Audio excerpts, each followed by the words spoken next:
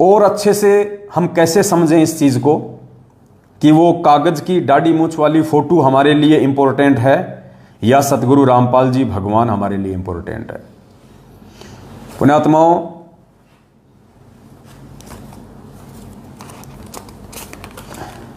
Common sense की बात है। दास आपको जो बताने जा रहा है उसको थोड़ा सा ध्यान से सुनिएगा आप लोग।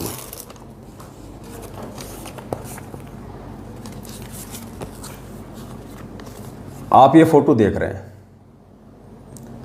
ये फोटो हमारे पूज्य गुरुदेव सतगुरु रामपाल जी भगवान की है। देखिए पुण्यात्माओं, आपको फोटो का महत्व समझ में आएगा कि हमने क्या करना है। वो कागज वाली दाढ़ी मूंछ वाली फोटो हमारे लिए कितनी महत्व रखती है और कितनी महत्व नहीं रखती है, ये चीज हमें समझ में आएंगी। आज वर्तमान में भी हम सबको पता है कि पृथ्वी पे सतगुरु रामपाल जी भगवान जिंदा कबीर है, हमारे पूज्य गुरुदेव भगवान है। अब एक तरफ तो वर्तमान में हमारे गुरुजी की ये फोटो है और दूसरी तरफ मान लीजिए साक्षात हमारे सतगुरुदेव जी खड़े हैं। यानी वर्तमान में भी, पुण्यात्मा ध्यान से सुनना, ये बहुत गहरा एग्जाम्पल है, आपको समझ में आएगा फिर। एक तरफ आज हमारे गुरुदेव की फोटो है और एक तरफ हमारे उसी गुरुदेव साक्षात रूप में हमारे सामने खड़े हैं। सामने खड़े हैं गुरुजी, एक तरफ तो साक्षात हमारे पूज्य गुरुदेव सतगुरु रामपाल जी भगवान खड़े हैं और जस्ट उनके बराबर में उसी साइज की उनकी एक ऐसी फोटो निकाल के खड़ी कर दी जाए, पोस्टर बना के। और पुण्यात्माओं, यदि आपको दंडवत प्रणाम करना हो तो आप सबसे पहले किसको दंडवत प्रणाम करोगे? गुरुदेव को दंडवत प्रणाम करोगे या गुरुदेव की फोटो को दंडवत प्रणाम करोगे?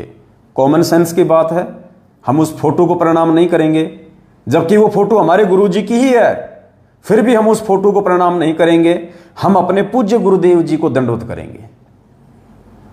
एक तरफ हमारे पूज्य गुरुदेव जी खड़े हैं, एक तरफ उनकी फोटो लगा रखी है, और कोई हमसे कहे कि आपने भोग लगाना है, हम किसको भोग लगाएंगे? उस समय फोटो को कोई भोग नहीं लगाएगा, जबकि गुरुजी की फोटो है। तो ठीक इसी प्रकार पुण्यात्माओं, भले ही दाढ़ी मूंछ वाली फोटो भी भगवान है, चलो तुम्हारी बात को बड़ी करते हैं कि दाढ़ी मूंछ वाली फोटो कबीर जी की फोटो है, वो भगवान की फोटो है, और एक तरफ वो ही भगवान, वो ही कबीर परमात्मा आज साक्षात तुम्हारे सतगुरु के रूप में धरती पे आके तुम्हारे सामने प्रकट है। अब तुम क्या करोगे? दोनों में से किसका प्रकट दिवस मनाओगे? किसको भोग लगाओगे? किसको पूजोगे? अब ये कॉमन सेंस की बात है। जो मूर्ख प्राणी होंगे, जिन्हें भक्ति की ABCD का नहीं पता है, जो गुरुजी से जुड़ जरूर गए लेकिन जिन्हें क ख ग का भी नहीं पता है, वो तो भले ही उस दाढ़ी मूंछ वाली फोटो को पूज लो, लेकिन जो सयानी आत्मा होगी, जो परमेश्वर की प्यारी आत्मा होगी, जो नीर खीर का निबेरा करने वाली आत्मा होगी, जो ज्ञान आधारी आत्मा होगी, जो परमेश्वर के हीरे मोती लाल होंगे, जिन्होंने इसी जन्म में अपना आत्म कल्याण करवाना है, वो पुण्यात्मा उस कागज की फोटो को 0/0 महत्व भी नहीं देंगी। वो केवल अपने पूज्य गुरुदेव सतगुरु रामपाल जी भगवान को ही महत्व देंगी। उन्हीं का प्रकट दिवस मनाएंगी, उन्हीं को भोग लगाएंगी, उन्हीं की स्तुति गाएंगी, उन्हीं की महिमा गाएंगी, उन्हीं के गुणगान गाएंगी, उन्हीं को अपने सीने से लगा के रखेंगी, उन्हीं का एकमात्र फोटो अपने घर में रखेंगी, उन्हीं का एकमात्र फोटो अपने घर के दरबार में रखेंगी।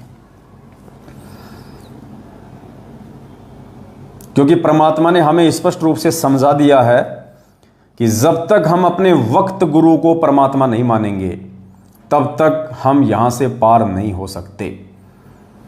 देखो पुण्यात्माओं, आत्मा अगर एक है तो उसके 2 पति नहीं हो सकते। आत्मा अगर एक है तो उसके पति 2 नहीं हो सकते। अगर किसी औरत के 2 पति हैं तो वो व्यभिचारिणी औरत है, व्यभिचारिणी वेश्या, और ऐसी औरत का कहीं ठिकाना नहीं होता। और आत्मा यदि एक है तो उसका परमात्मा भी एक ही होगा, एक ही होगा। तो हमारा वो असली परमात्मा, असली पति परमेश्वर सतगुरु रामपाल जी भगवान है। एक आत्मा के दो पति नहीं हो सकते। परमात्मा ने स्पष्ट रूप से कह रखा है कि गुरु गोविंद दो नहीं भाई, और जो दो समझेगा वो दो जग में जाई। यानी गुरु और भगवान दो नहीं होते। क्यों नहीं होते? क्योंकि वो गोविंद ही इस पृथ्वी पे गुरु की भूमिका करता है। वो गोविंद ही पृथ्वी पे नाम दीक्षा देने के लिए गुरु बन के आता है। तो वो दो नहीं है।